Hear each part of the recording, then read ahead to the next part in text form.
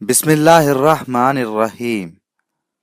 اللہ کے نام سے شروع جو بڑا مہربان نہایت رحم والا ہے۔ وہ بھید چھپانے والوں کی نیتوں، خسر پھسر کرنے والوں کی سرگوشیوں، مجنون اور بے بنیاد خیالوں،